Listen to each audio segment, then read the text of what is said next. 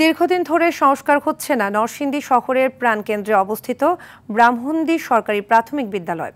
৯০-এর দশকে নির্মিত ভবনটি এখন শিক্ষার্থীদের জন্য রীতিমতো আতঙ্ক। ভেঙে পড়তে পারে যে কোনো সময়। নরসিংদী প্রতিনিধি মোহাম্মদ মোর্শেদ শাহরিয়ারের প্রতিবেদনে বিস্তারিত জানাচ্ছেন লামিয়া তানজিন মাহমুদ।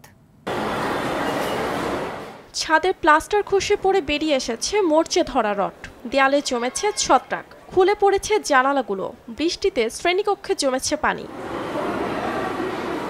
এমন দশা নরসিংদী সদর উপজেলার ব্রাহ্মণদী সরকারি প্রাথমিক বিদ্যালয়ের, যেখানে গেল বছর ক্লাস চলাকালে খসে পড়েছিল ছাদের প্লাস্টার।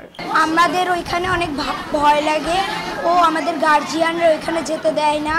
আমাদের দাবি যে আমাদের একটি নতুন ভবন তৈরি হোক। মাইলস্টোন স্কুলের সেই দুর্ঘটনার পর থেকে আমরা আরো বেশি ভয় পাচ্ছি। বাচ্চারা আপনার সবসময় আতঙ্কিত থাকে, যেহেতু আমরা অনেক জ্বর ঝাপটা অনেক শুনি, অনেক স্কুল দইসা পড়ে।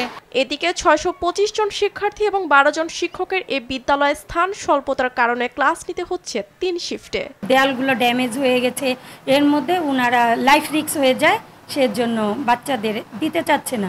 বিভিন্ন সময় ছাদ থেকে দেয়াল থেকে প্লাস্টার খসে পড়ছে অনেক স্টুডেন্টদের উপরেও টিচারদের উপরে। বিষয়টি কর্তৃপক্ষকে বেশ কয়েকবার জানানো হয়েছে বলে জানান ব্যবস্থাপনা কমিটি। তবে সরকারের কাছে আমাদের আবেদন থাকবে যত দ্রুত সম্ভব ওটাকে নতুন বিল্ডিং করে দেওয়ার জন্য। ভবনটির উন্নয়নের আশ্বাস দিলেন জেলা প্রাথমিক শিক্ষা অফিসার। বহুতল ভবন যদি নির্মাণ হয় তাহলে ভবিষ্যতে জায়গা নষ্ট হবে না, কিন্তু পর্যায়ক্রমে উপরের দিকে ভবন তুললে শ্রেণী পাঠদানের জন্য শ্রেণীকক্ষের আর স্বল্পতা থাকবে না।